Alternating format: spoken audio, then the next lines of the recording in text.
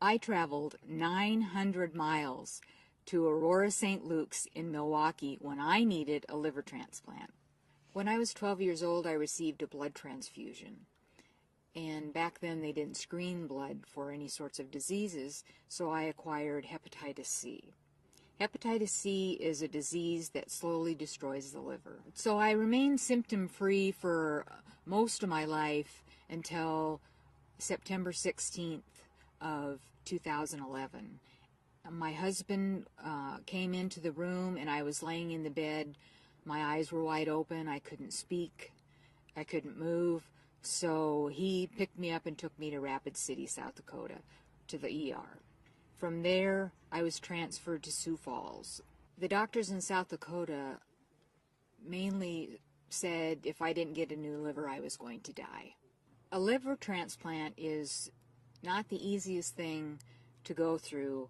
There's lots of risks, and they tell you what those are up front. You know, the biggest risk is that you will die, and many people do. My doctors had given me phone numbers of other transplant centers. I researched some options before I got really sick, and I talked with Mayo and I talked with Denver, and I wasn't comfortable with the answers that they were giving me. My doctors told me about St. Luke's. They talked about how cutting edge it was, how caring they were, and so then I made the decision to go there.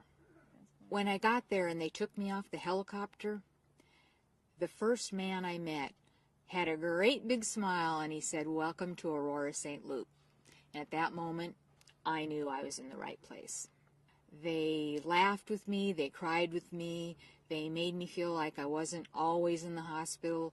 Anything I wanted, they would do if it was in their power.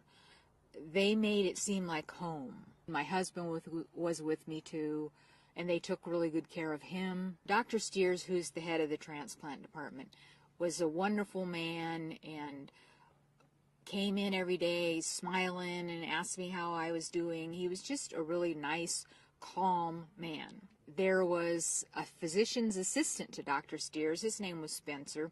He was wonderful, spent multiple hours with me, holding my hand, watching me, making sure I was okay.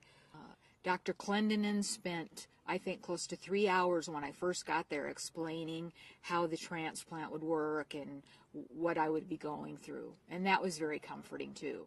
The coordination between all of the facilities from Rapid City to Sioux Falls to Aurora, St. Luke's was incredible.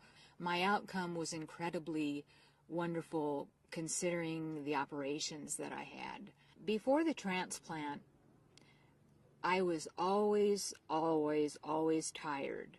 I never had enough energy, and, you know, it was always soldiering my way through to get through the day. Now, I haven't felt this good really in years. I'm up to walking 3/4 of a mile, and I hope to make it 2 miles eventually. I'm not taking naps anymore during the days. I'm just glad to be alive, and I'm glad to have energy to do things now. It's like going from black and white TV to color TV. Everything is different and beautiful. I certainly encourage anyone to think about the fact that I'm here because some wonderful young man wrote on his license that he would donate his organs. So when he died, I got his liver. Someone should be an organ donor because you give a person who is at death's door another chance at life. I had the most wonderful experience at Aurora, St. Luke's. I found that I'm a lot stronger than I thought I was, and I found that life's amazing.